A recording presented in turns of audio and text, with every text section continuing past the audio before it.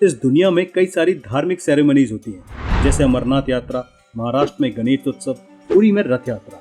लेकिन एक ऐसी रिलीजियस सेरेमनी जिसे अंतरिक्ष से भी देखा जा सकता हो, वो है कुंभ मेला, जहाँ पर इतने श्रद्धालु, अखाड़ा, नागा साधु और देश दुनिया के लोग इकट्ठे होते हैं कि कई देशों की इतनी पॉपुलेशन नहीं है। और इस पृथ्वी पर इससे बड़ा कोई भी धार्मिक आयोजन नहीं है जहाँ पर इतने लोग इकट्ठे होते हैं, वो भी बिना किसी के इनविटेशन के। कोई नहीं बुलाता है, फिर भी यहाँ लोग आते हैं, गंगा यमुना सरस्वती के संगम में नहाते हैं, यज्ञ हवन करते हैं। लेकिन इस बार कुंभ नहीं, महाकुंभ है 2025 में, जो 144 साल बाद आता है प्रयाग में। मतलब आपका और मेरा पहला और आखिरी महाकुंभ। लेकिन क्या आप जानते हैं, कुंभ मेले का जिक्र हमारे किसी भी धार्मिक ग्रंथ में नहीं मिलता है। क्या पता ये एक भेड़चाल हो, अंधविश्वास हो, जो एक प्रथा बन गई हो सदियों पहले, जो आज तक चलती आ रही हो। और जब इस देश पे मुगलों का शासन था, क्या तब भी कुंभ मेला लगता था? क्या आपको पता है कुंभ मेले में भी असैसिनेशन, नरसंहार, मतलब एक युद्ध हुआ है। और ब्रिटिशर्स, जिन्होंने 250 साल इस देश पर शासन किया, वो कुंभ मेले से डरते थे, लेकिन इसे बंद नहीं करा पाए। ऐसे कई सारे मिस्टीरियस फैक्ट्स शायद ही आपने पहले कभी सुने हो। तो हमारे साथ इस धार्मिक यात्रा पर चलें और महाकुंभ की रियल हिस्ट्री और अनसुने फैक्ट्स को जानें, जो महाकुंभ 2025 को और भी रोचक बनाएगा। 144 साल बाद प्रयाग में महाकुंभ। 144 साल इसलिए क्योंकि हर 12 साल बाद कुंभ मेले का आयोजन होता है। तो जब ये 12-12 साल का टाइम पीरियड 12 बार रिपीट हो जाता है, और अगर 12 का इंटू 12 से करें तो आएगा 144। इट्स मीन 12वां कुंभ कहलाता है महाकुंभ। और इसलिए 2025 का महाकुंभ आपका और मेरा पहला और आखिरी महाकुंभ है। लेकिन ये अंधविश्वास में स्टार्ट हुआ रिलीजियस सेरेमनी तो नहीं है।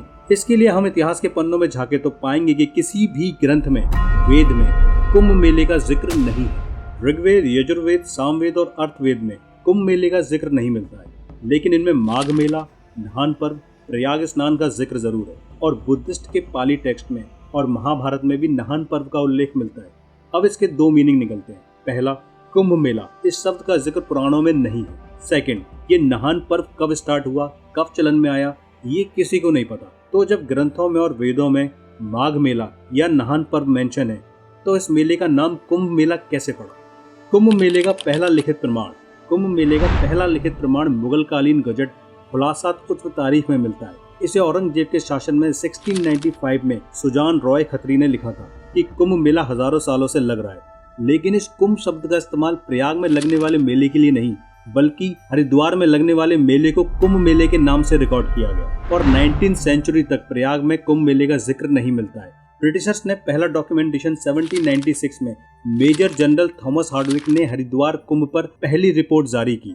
1810 में माघ मेले में पहला ऑफिशियली टैक्स वसूला गया और 1870 में पहली बार कुंभ मेले के नाम से इसे रिकॉर्ड किया गया, जो आज तक इसी नाम से प्रचलित है। अब आपका ओपिनियन क्या है इस पर? कुंभ मेला तो ब्रिटिशर्स या मुगल्स का दिया हुआ नाम है। बेशक कुंभ मेला शब्द हिंदी संस्कृत से लिया गया है, लेकिन ओरिजिनली वेदों में मेंशन नाम तो नहान पर्व है। क्या यह नाम चेंज होना चाहिए? अपना ओपिनियन कमेंट बॉक्स में जरूर लिखना। वीडियो में अब तक आपको ये समझ आ गया होगा कि कुंभ मेला शब्द कहाँ से आया है। लेकिन नाम कुछ भी हो, ये मेला तो सदियों से लग रहा है, अलग अलग नाम से। क्या इसका कोई ऑफिशियली रिकॉर्ड है कि ये मेला कब से लगना स्टार्ट हुआ है? तो यस, इसका रिकॉर्ड है। 302 ईसा पूर्व सम्राट चंद्रगुप्त मौर्य के टाइम यूनानी यात्री मेगास्थनीज भारत आया और उसने अपनी किताब इंडिका में गंगा किनारे लगने वाले मेले का जिक्र किया। और इसके बाद और भी रिकॉर्ड है, बट इन डिटेल में 900 साल बाद हर्षवर्धन के टाइम में इन सांग ने अपनी किताब सियुकी में लिखा है, देश भर के शासक यहाँ दान पुण्य करने आते हैं। प्रयाग में स्नान सभी पापों को धो देता है और इस उत्सव में 5 लाख से अधिक लोग शामिल होते हैं। इसका मतलब कि उस टाइम भी इस पर्व का कितना इम्पोर्टेंस था। अब एक और इंटरेस्टिंग टाइमलाइन रिवील करते हैं। कुंभ मेले से जुड़ी हमारे वेदों में समुद्र मंथन की कहानी मिलती है, जो सीधे सीधे कुंभ मेले से जुड़ी हुई है। हमारी पौराणिक कथाओं के अकॉर्डिंग देवताओं और राक्षसों में अमृत प्राप्त करने के लिए समुद्र मंथन किया गया। जब समुद्र मंथन से अमृत कलश बाहर निकला तो देवता उसे लेकर भागे और राक्षसों ने देवताओं का पीछा किया। ये सब 12 दिन तक चला, जो मनुष्यों के 12 वर्षों के बराबर है। और इस टाइम में देवता जिन 4 जगहों पर रुके और जहां अमृत की बूंदें गिरी, उन्हीं 4 जगहों पर ये कुंभ मेले का आयोजन होता है। ये जगह है प्रयाग, हरिद्वार, उज्जैन और नासिक। ऐसा माना जाता है हर 12 साल बाद ये नदियां प्लैनेटरी पोजीशन के अकॉर्डिंग वही अमृत रूप वापस धारण करती हैं। प्लैनेटरी पोजीशन इसलिए इम्पोर्टेंट है क्योंकि इसे साइंटिफिकली प्रूफ किया जा सकता है। जैसे जुपिटर जब टॉरस राशि में और सन मकर में, तब प्रयाग में कुंभ मेला लगता है।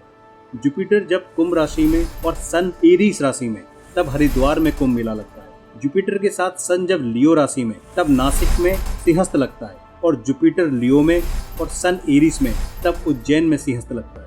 अब वो लोग जिन्हें 400 साल पहले ये पता चला है कि जुपिटर सन के अराउंड एक साल में अपना रोटेशन पूरा करता है, जिसे केपलर्स लॉ बोलते हैं, और जो अपने आप को टैग करते हैं कि फर्स्टली उन्होंने इसे डिस्कवर किया है, उन्हें पता होना चाहिए कि हम ये कैलकुलेशन हजारों साल पहले कर चुके हैं और इसके अकॉर्डिंग हमारे यहाँ त्योहार मनाए जाते हैं। इसी तरह के एविडेंस और प्लेनेटरी पोजिशन के अकॉर्डिंग हमारे 2 और कॉन्ट्रोवर्शियल वीडियोज हैं, द्वारिका पर और लंका पर, तो इन्हें देखना मत भूलना।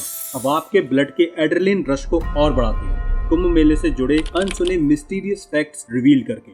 फैक्ट नंबर 1, ये शाही स्नान क्या है? सदियों से पवित्र नदियों में नहाने की प्रथा है और प्रयाग में तो कुंभ मेला माघ मेले में नागा साधु आते हैं जो इसे और खास और भव्य बनाते हैं। तो जब ये अकबर ने देखा तो उसको प्रयाग का इम्पोर्टेंस समझ में आया। तो प्रयाग में जो आप किला देखते हो वो अकबर ने बनवाया है और वो कुंभ और नागा साधुओं से इतना प्रभावित था कि उसने शाही स्नान की परंपरा स्टार्ट की जो नागा साधुओं के लिए थी, और इसी शाही स्नान का नाम बदलकर अब दिव्य स्नान नाम रख दिया गया है।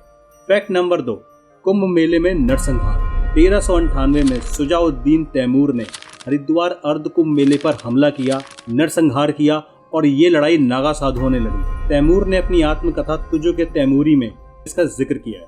फैक्ट नंबर 3, ब्रिटिशर्स जब भारत में स्टैब्लिश्ड हो गए थे उन्होंने कुंभ मेले का इम्पोर्टेंस देखा, क्योंकि यहाँ इतने लोग इकट्ठे होते थे, इसीलिए ब्रिटिशर्स की हिम्मत नहीं हुई इस पर रोक लगाने की। लेकिन 1857 के रिवॉल्ट के बाद ब्रिटिशर्स कुंभ मेले से डरने लगे और इसलिए उन्होंने एक गजट पास किया, एक ऑर्डर पास किया, और इसके अकॉर्डिंग किसी भी टेंट में ऐसा कोई भी व्यक्ति नहीं रुकेगा जिसे अखाड़ा या टेंट मेंबर नहीं जानता। लेकिन ब्रिटिशर्स इस मेले के आयोजन को रोक नहीं पाए। लेकिन ब्रिटिशर्स ने कुंभ मेले को मॉनेटरी गेन का जरिया जरूर बनाया। प्रयाग मेले में 1882 में 20,228 रुपए खर्च किए गए और गवर्नमेंट को 49,480 रुपए का रेवेन्यू रिसीव हुआ। इस रिपोर्ट को तैयार किया था A.R. रीड ने। अब 2025 के महाकुंभ में क्या स्पेशल है, इसके बिना तो ये वीडियो इनकम्प्लीट है। तो 4000 हेक्टेयर में फैला है महाकुंभ, 1,60,000 टेंट हैं, 560 किलोमीटर लंबे रास्ते हैं, 30 पेंटून पुल हैं, 25 सेक्टर में ये डिवाइड है और 1 दिसंबर 2024 से 31 मार्च 2025 तक महाकुंभ नगर टेम्पररी डिस्ट्रिक्ट बनाया गया है 121 डेज के लिए, और सिक्योरिटी सर्वेलेंस भी टॉप नॉच है। 23,000 CCTV कैमरे, drone, aerial surveillance, AI based surveillance, video and thermal imaging system भी है। और अगर फिर भी आप इस कुंभ मेले में अपनों से बिछड़ जाएं तो विजिट करें ऑफिशियल साइट www.hubprayagraj.in पर। इस वेबसाइट का लिंक डिस्क्रिप्शन में भी है। लेकिन कुंभ मेले से आज के टाइम में गवर्नमेंट को कितना रेवेन्यू रिसीव होता है, इसका एग्जांपल है 2019 के इलाहाबाद का अर्धकुंभ। अर्धकुंभ की प्रिपरेशन में 4,200 करोड़ खर्च किए गए और रेवेन्यू रिसीव्ड हुआ 1.2 लाख करोड़। इससे पता चलता है कि हमारी इकोनॉमी के लिए कुंभ मेला कितना इंपॉर्टेंट रोल प्ले करता है। 13 अखाड़े, नागा साधु और करोड़ों लोगों का गैदरिंग इसे विशिष्ट बनाता है। इसीलिए यूनेस्को ने representative list of intangible cultural heritage of humanity में इसे शामिल किया है। तो इस बार का कुंभ मिस मत करना, जरूर विजिट करना। और हाँ, वीडियो इन्फॉर्मेटिव लगाओ तो हमारे वीडियो को जरूर अपनों को शेयर करना, लाइक करना और हाँ, सब्सक्राइब करना मत भूलना।